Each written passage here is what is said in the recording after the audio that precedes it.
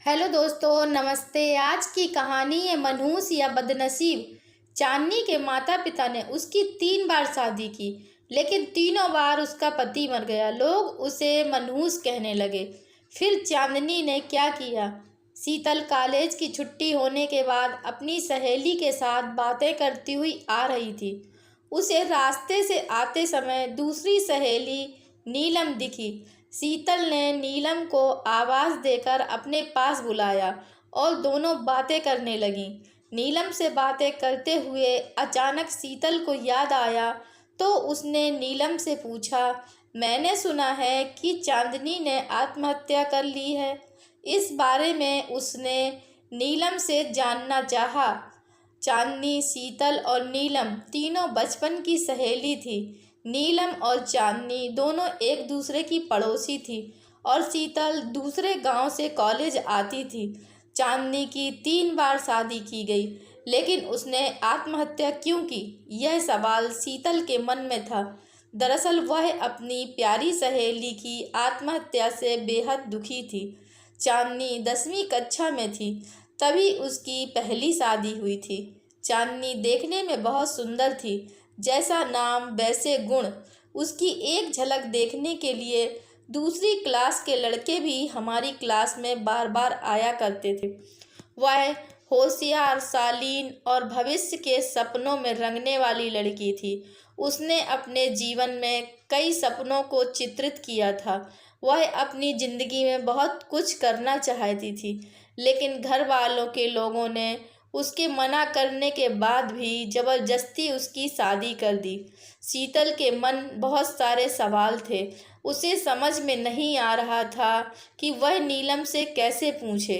वह हर बात की सच्चाई जानना चाहती थी।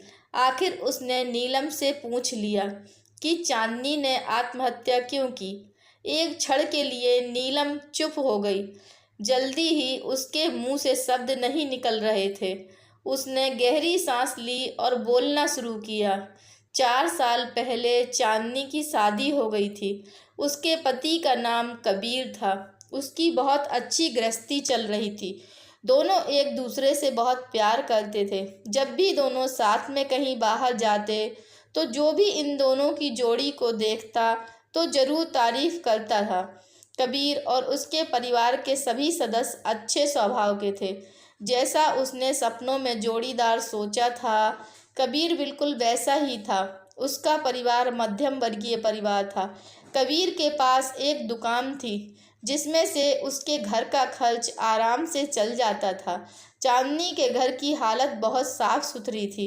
एक दिन वह अपनी दुकान पर जा रहा था कि एक बड़ी सी गाड़ी से उसका एक्सीडेंट हो गया। उसे बहुत सारी चोटें लगीं और वह बच नहीं सका।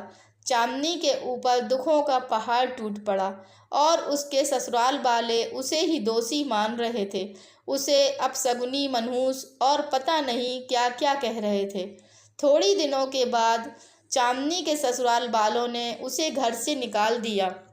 ससुराल से निकाले जाने के बाद चांदनी अपने मायके, अपने माता पिता के पास चली गई, लेकिन वहाँ भी उसे किसी ने सुकून से नहीं रहने दिया, क्योंकि आस पड़ोस की औरतें बैठने आती और उसे कहती कि ज़िंदगी बहुत लंबी है, ऐसे कैसे कटेगी, वह दूसरी शादी कर ले।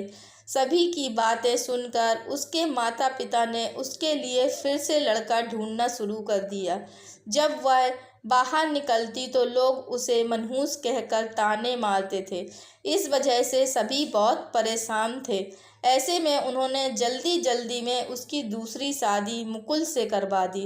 मुकुल अच्छा लड़का नहीं था। वह जुआ में रात दिन लगा रहता था, दारू भी पीता था, कुछ काम धंधा नहीं करता था। चोरी मारपीट उसका रोजाना यही काम था। इस सब से चांदनी बहुत परेशान थी, पर वह कुछ नहीं कह सकती थी। एक बार एक रात को वह देर से घर आया और थोड़ी देर बाद फिर वापस चला गया। चांदनी रात भर उसकी राह देखती रही, पर वह नहीं आया। दूसरे दिन पुलिस को उसकी लाश सड़क किनारे पर पड़ी हुई मिली। उसका किसी ने कत्ल कर दिया था।